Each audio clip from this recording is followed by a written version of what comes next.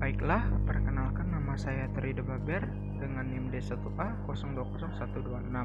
Kali ini saya akan membahas tentang pertumbuhan penduduk mengikuti deret ukur, peningkatan hasil mengikuti deret hitung, atau teori Malthus tahun 1798. Populasi manusia akan melampaui produksi pangan sama dengan kekurangan pangan. Baiklah, sebelum kita membahas materinya, marilah kita mengenal terlebih dahulu sosok Thomas Robert Malthus. Beliau merupakan seorang pakar demografi Inggris dan ekonom politik yang paling terkenal. Gagasan mengenai pembangunan ekonomi ia kemukakan pada buku keduanya yang berjudul The Progress of Wealth dari bukunya Principles of Political Economy yang diterbitkan pada tahun 1820. Baiklah, teori yang pertama, pertumbuhan penduduk mengikuti deret ukur. Menurut Thomas Robert Malthus, penduduk pertama menurut deret ukur, yang dimana artinya pertambahan penduduk ini merupakan kelipatan dari jumlah penduduk yang sebelumnya.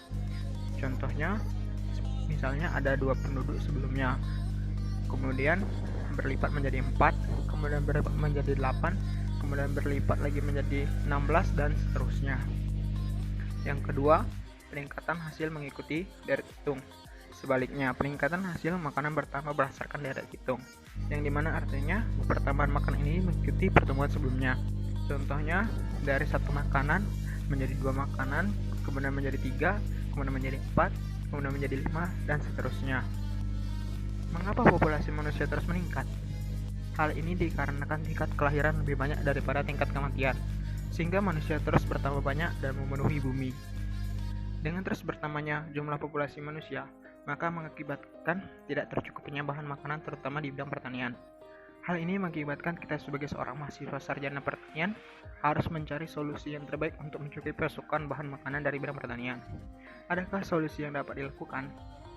Solusi yang sudah ada pada saat ini contohnya ialah seperti 1.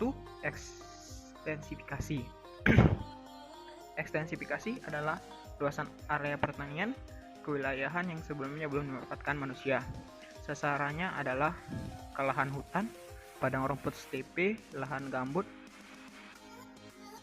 atau bentuk-bentuk lain marginal atau terpinggirkan. Yang kedua, diversifikasi. Diversifikasi adalah usaha penekaragaman jenis usaha atau tanaman pertanian untuk menghindari ketergantungan pada salah satu hasil pertanian. Yang ketiga, bioteknologi. Bioteknologi adalah cabang ilmu yang mempelajari pemanfaatan makhluk hidup atau bakteri, fungi, virus, dan lain-lain, maupun produk dari makhluk hidup, enzim, dan alkohol dalam proses produksi untuk menghasilkan barang dan jasa. Dari sini bisa kita lihat adanya sebuah cara agar upaya memenuhi kebutuhan pangan itu menjadi lebih baik dengan pemanfaatan teknologi. Baiklah, sekian dari saya.